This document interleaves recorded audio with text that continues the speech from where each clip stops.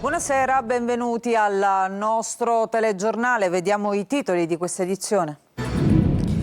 Migranti imbottiti di medicinali nel centro di permanenza per i rimpatri di Milo, nel Trapanese, per provocare stati di sonnolenza. I farmaci avrebbero causato anche eccitazioni nervose e momenti di alterazione.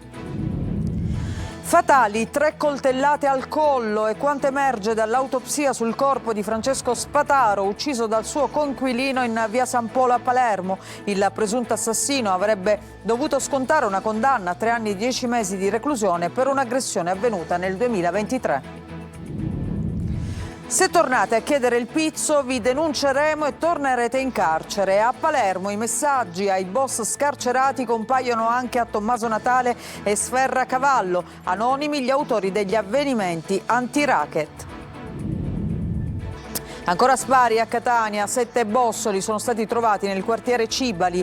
I colpi esplosi contro il portone di uno stabile di via Ammiraglio Toscano. Indaga la polizia. In arrivo il grande caldo anche in Sicilia. L'anticiclone africano toccherà l'isola nei prossimi giorni. In alcune zone interne si prevedono picchi sopra i 40 gradi. Carlo Verdone, protagonista da Cireale. L'attore e regista parla di cinema nel corso del primo di 4 appuntamenti della rassegna a lui dedicata. Calcio, il Catania presenta alla stampa il nuovo allenatore Emilio Longo, tutti sotto esame. Il Palermo comincia il ritiro in Val Gardena, 28 giocatori a disposizione di mister Inzaghi.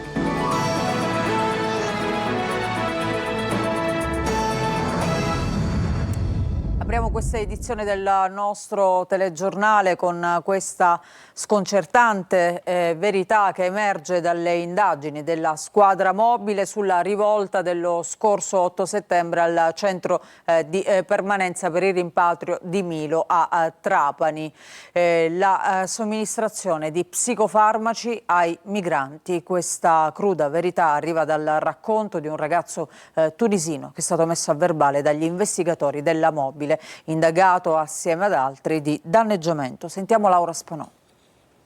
Le indagini sulla rivolta dell'8 settembre dello scorso anno all'interno del centro di permanenza per il rimpatrio di Milo a Trapani hanno consegnato una verità drammatica e sulla quale è massima l'attenzione di procura e investigatori. Nel corso di quella rivolta vennero distrutte dai migranti diversi impianti del CPR. Le forze dell'ordine sequestrarono anche una spranga di ferro. Un giovane migrante tunisino indagato in concorso con altri del reato di danneggiamento, sentito a verbale dagli investigatori della squadra mobile, ha riferito che a lui come ad altri quella sera era stato somministrato da un infermiere in servizio nella struttura un farmaco. Quella sera, ha detto, avevo assunto 4 pillole di lirica 300 mg, nessun medico però me le aveva prescritte. L'effetto desiderato era quello di mettere a dormire il migrante e stessa cosa fu fatta da altri ospiti della struttura. Il sovradosaggio invece provocò gravi alterazioni e probabilmente la stessa rivolta. Il migrante ha raccontato agli investigatori di essersi ritrovato in uno stato confusionale, di aver ricevuto una spranga di ferro da un suo compagno di stanza che lo incitava a partecipare a distruggere quello che c'era attorno a loro. Io ero confuso e alterato dal medicinale che avevo preso e per i successivi 3 giorni sono rimasto a lungo in stato confusionale e a dormire. Quella che emerge dall'indagine, dunque, è l'altra faccia di come viene gestito il trattenimento dei migranti di Trapani, imbottiti di medicinali per provocare sonnolenza che inducono torpore ma che possono causare eccitazioni nervose e gravi momenti di alterazione. La lirica viene prescritta dai medici per curare neuropatia e epilessia, già con le dosi normali induce a stati di sonnolenza, ma un sovradosaggio è causa di stati di grave alterazione psicofisica. 3 coltellate al collo sono state fatali per Francesco Spataro, il 53enne che secondo l'accusa sarebbe stato ucciso da Francesco Cusumano, di 38 anni, suo coinquilino nell'appartamento in via San Polo a Palermo. E quanto emerge dall'autopsia eseguita all'Istituto di Medicina Legale del Policlinico. Francesco Cusumano avrebbe dovuto scontare una condanna a 3 anni e 10 mesi di reclusione per un'aggressione avvenuta nel giugno del 2023 a Messina davanti al Palazzo di Giustizia, quando colpì con calci e pugni il presidente della commissione d'esame per l'abilitazione forense. Da poco si era trasferito a Palermo affittando la stanza appunto di via San Polo. Dopo i quartieri Uditore e Acquasanta, i messaggi ai boss scarcerati compaiono anche a Tommaso Natale e Sferracavallo. Restano però anonimi gli autori degli avvertimenti anti-racket. Manlio Viola.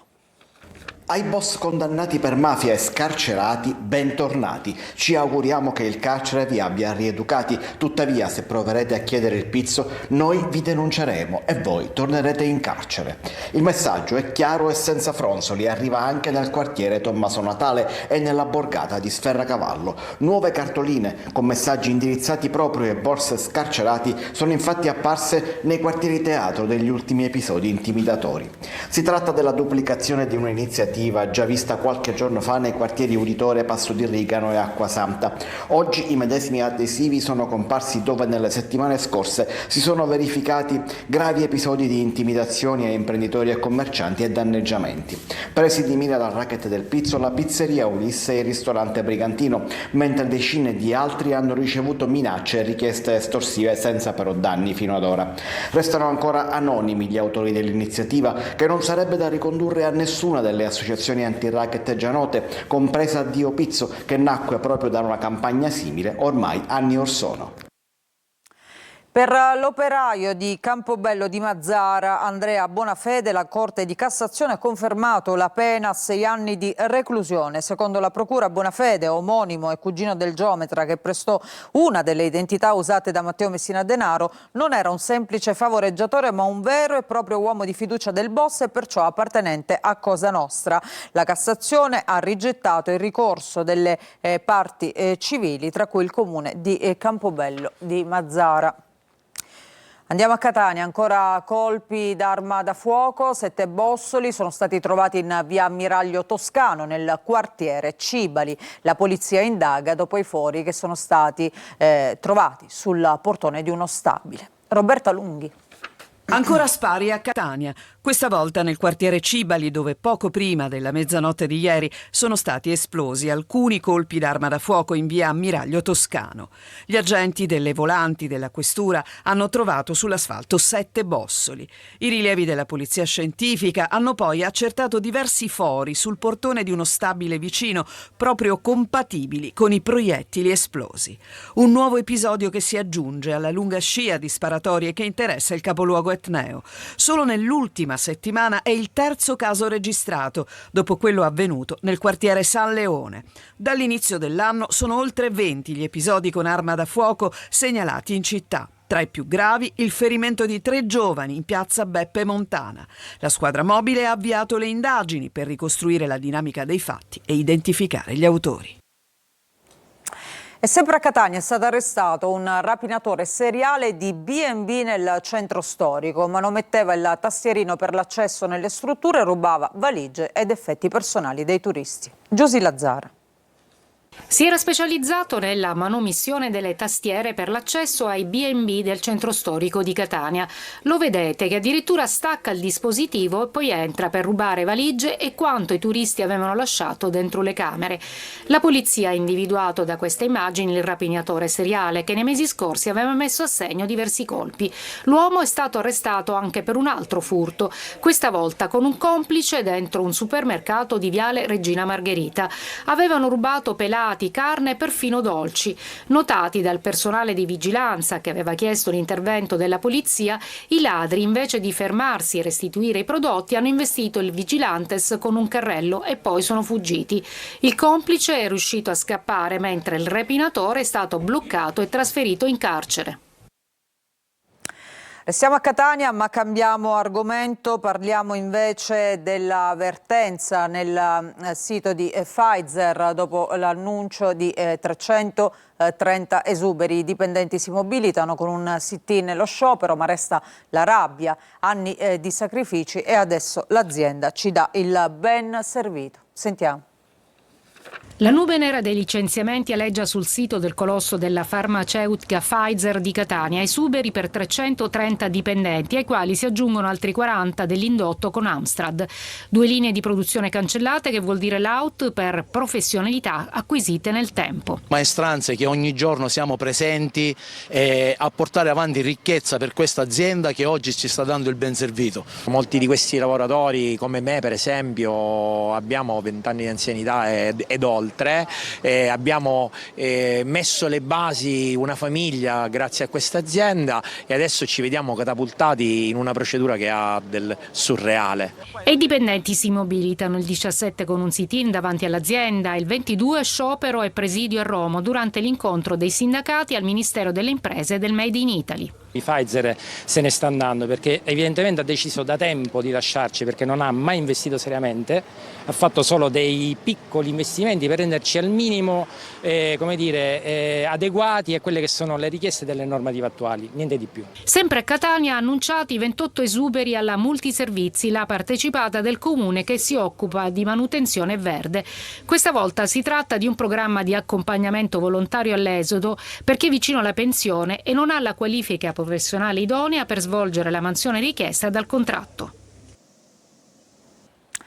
Sono passati 3 mesi dalla tragedia di via Marturano a Palermo, dove sono morti 2 operai. Nulla ad oggi è cambiato e allora c'è stato un sit-in dei sindacati, ma anche dei familiari delle vittime sul lavoro.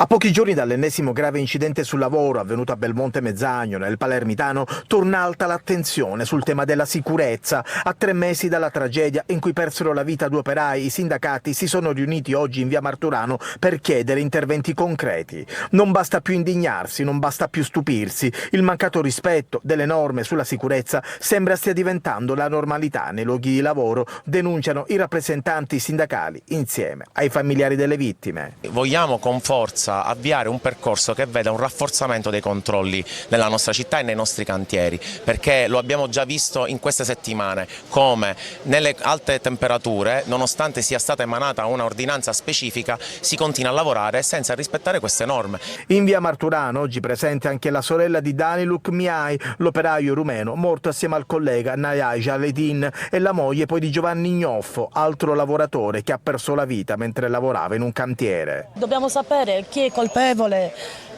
perché è successo. Certo, aspettiamo tutte le risposte possibili. Quello che è successo si poteva evitare, è assodato, non c'è bisogno che me lo dicano loro. Però io voglio sapere, mio marito si poteva salvare, mio marito ha sofferto, mio marito ha capito quello che stava succedendo. Cioè noi non sappiamo nulla, noi sappiamo solo quello che abbiamo manco visto, quello che ci hanno detto. Quindi, è possibile che a ottobre sono 3 anni e noi non sappiamo, cioè io ho 3 figli che ancora attendono delle risposte, i miei suoceri sono adulti, sono persone di una certa età, se ne devono andare senza avere queste risposte, non è giusto. A posti per pochi giorni e subito rimossi i nuovi cartelli turistici di Pantalica realizzati con testi e foto errati. In particolare, invece della necropoli siracusana era stata utilizzata una foto di un sito turco. Botta e risposta e rimpallo di responsabilità tra i sindaci di Sortino e Siracusa.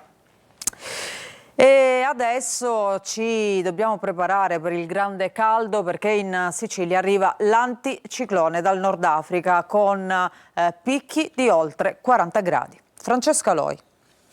L'anticiclone non dà tregua alla Sicilia, dove la colonnina di mercurio è destinata a registrare temperature sempre più alte. A partire da metà della prossima settimana sono attese temperature fino a 42-43 gradi, e tutto questo a causa di un'alta pressione di matrice africana che tenderà progressivamente a consolidarsi. I medici consigliano di evitare di uscire nelle ore centrali della giornata, bere molta acqua, mangiare frutta e verdura, ma anche usare dell'abbigliamento di colore chiaro se si è costretto a uscire coprendosi il capo, non usare condizionatori a manetta come si dice, ma bisogna seguire una banale regola: temperatura esterna diviso 2 più 10 gradi, quindi se abbiamo 30 gradi fuori diviso 2 15 più 10 25. Quindi condizionatori sì, ma con moderazione. E poi, se potete, andate al mare.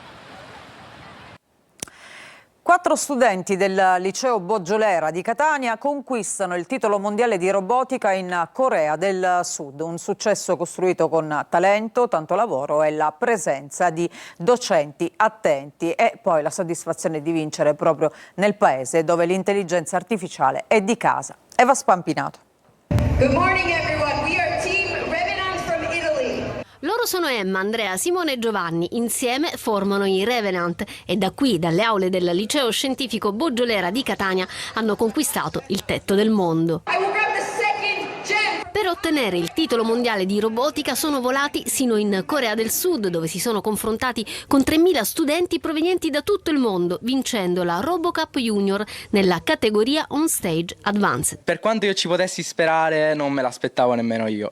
Quindi, perché lei eravate nella patria dell'intelligenza artificiale. Qui in Asia è pieno di paesi super ricchi di intelligenza artificiale, robotica già domotizzata nelle abitazioni, anche nella vita quotidiana delle persone. Sul palco hanno portato una storia ispirata all'universo Marvel. I giovani attori studenti e i robot, progettati e programmati interamente da loro, hanno dialogato e recitato insieme in inglese. C'erano vari robot con cui noi dovevamo interagire senza toccarli, quindi avevamo un riconoscimento gestuale per esempio prendere le gemme dal guanto di Thanos per rimetterle, e poi la parte più importante era il nostro sistema di intelligenza artificiale completamente offline, che ci permetteva di comunicare con tutti i robot attraverso dei comandi vocali. Un successo che premia talento, creatività e una scuola che investe nella formazione tecnologica. Noi abbiamo iniziato a lavorare al progetto di quest'anno a settembre con un impegno veramente su base quotidiana. Noi trascorriamo tutti i nostri pomeriggi qui nel laboratorio a scuola. Noi siamo invece un liceo scientifico, non abbiamo un laboratorio di elettronica, non abbiamo tecnici che possono aiutarci in questo senso, quindi noi dobbiamo giocare tutto sulla nostra inventiva. E c'è un'altra bella storia: madre e figlia si diplomano lo stesso giorno. Succede a Gela, dove la cinquantenne Lorella Sanfilippo e la figlia 18enne Giordana hanno concluso il percorso di studi in contemporanea con il massimo dei voti per entrambe 100 centesimi. La mamma, che un diploma lo aveva già conseguito, si è rimessa tra i banchi per il percorso di studi alberghiero, indirizzo enogastronomia, frequentando i corsi serali. La figlia invece ha ottenuto il diploma al liceo scientifico Elio Vittorini di Gela. E adesso ironia sotto le stelle, 4 serate con Carlo Verdone ad Acireale. È andato per noi Tonino De Mana.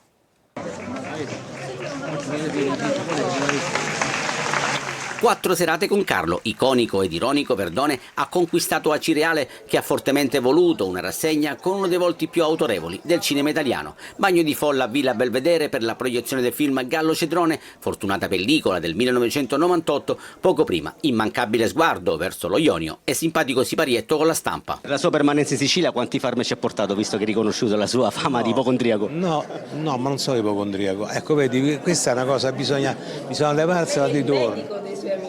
Io sono il medico dei miei amici, sono quello che dice poi, però vai dal medico, io gli faccio una diagnosi, però la mia ipotesi, perché non sono laureato in medicina, anche se ho la laurea honoris causa. È sempre forte il legame tra Verdone e la Sicilia. La Sicilia dell'est, dell'ovest, del nord e del sud è meravigliosa. Io ho avuto la fortuna di vederla quasi tutta, e devo dire che è una bella terra, soprattutto è una terra che ha fatto crescere grandi autori, grandi pittori, grandi scrittori. Gallo Cedrone, Io, Loro e Lara, Grande, Grosso e Verdone, Al lupo, i film in rassegna. Un saluto suo in siciliano? Non lo so fare. Baciamo la mano. Ci fermiamo per una pausa, ritorniamo tra poco con il calcio. Questo pomeriggio la presentazione ufficiale da parte del Catania del nuovo tecnico Emilio Longo. Lo sentiamo tra poco.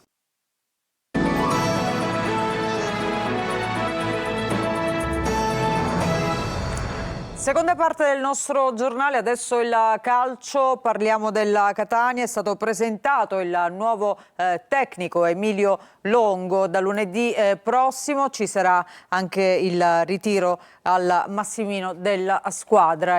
Per quanto riguarda il mercato, il primo acquisto è il centrocampista romeno Miai. Sentiamo Sergio Colosi. È la sua grande occasione, senza giri di parole. Dopo gavette e sacrifici, ecco il grande club che può trasformare un tecnico stimato e preparato in vincente. È la storia dell'allenatore del Catania Emilio Longo, presentato alla Stampa. L'idea è quello di avere una squadra che provi a dominare gli avversari. Qualora ne fosse nella possibilità di farlo, questo deve essere il nostro claim, deve essere la nostra identità. Ci sono tanti calciatori importanti, dobbiamo capire soltanto come mettere la loro professionalità e il loro valore a disposizione di un progetto tecnico diverso. Sul mercato acquisti e conferme Longo non esclude nulla. Dobbiamo essere leali. Per i prossimi 10 giorni, 15 giorni faremo una valutazione specifica sui calciatori. È normale che c'è la volontà di poter prendere quanto più è possibile, questo darebbe una mano anche alla proprietà e al direttore. Il presidente Pelligra in una nota gli ha augurato buon lavoro. Da lunedì 13 la prima fase del ritiro al Massimino. La preparazione proseguirà a Norcia e poi a Mister Bianco, in attesa di Torre del Grifo. Il primo rinforzo è il centrocampista romeno 22enne Luca Miai, cresciuto in Italia, giocato con Trento al Binoleffe e in patria con il Cluj e altri club della massima serie. Il Palermo da oggi in ritiro in Val Gardena, in Trentino Alto Adige. Domani i primi allenamenti e per quanto riguarda il mercato, Osti lavora per Rao, esterno di proprietà del Napoli. Sentiamo Marco Gulla. Raduno in Val Gardena e da domani primi allenamenti in ritiro. Il Palermo scalda i muscoli in vista della prossima stagione. I primi giorni in Alto Adige saranno dedicati a test atletici e lavoro tattico prima delle 5 amichevoli estive che serviranno a verificare la crescita della squadra. Sono 28 i calciatori convocati dal tecnico Pippo Inzaghi, tra cui 7 giovani della primavera. Tra gli assenti figurano diversi giocatori destinati a lasciare il club perché fuori dal progetto tecnico. Da Blen a Corona, poi di Bartolo e Brunori. Il Palermo, dopo il ritiro in Trentino, volerà in Australia per la tournée di agosto e le amichevoli di lusso contro Melbourne City e Juventus. Con l'inizio del ritiro estivo in Trentino Alto Adige, il Palermo continua comunque a lavorare per completare la rosa da mettere a disposizione di Inzaghi. Tra le priorità della dirigenza c'è il rafforzamento delle corsie offensive, fondamentali per il 4-2-3-1 che il tecnico sembra intenzionato ad adottare nella prossima stagione. In quest'ottica cresce l'ottimismo per Emanuele Rao, esterno classe 2006 di proprietà del Napoli. I contatti tra i due club hanno prodotto segnali positivi e i rosanero appaiono in vantaggio rispetto ad Arezzo e Benevento nella corsa al giovane talento. Un'altra breve pausa, ritorniamo tra poco con le ultime notizie.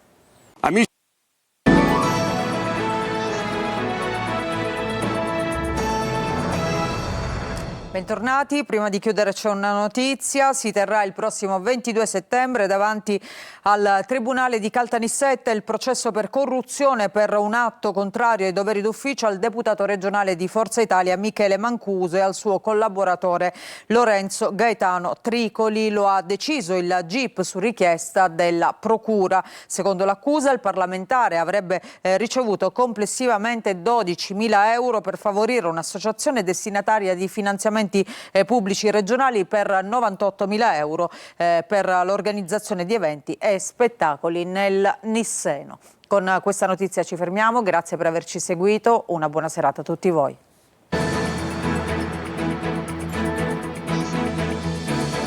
Entra nel mondo dell'informazione con l'app Sicilia Web.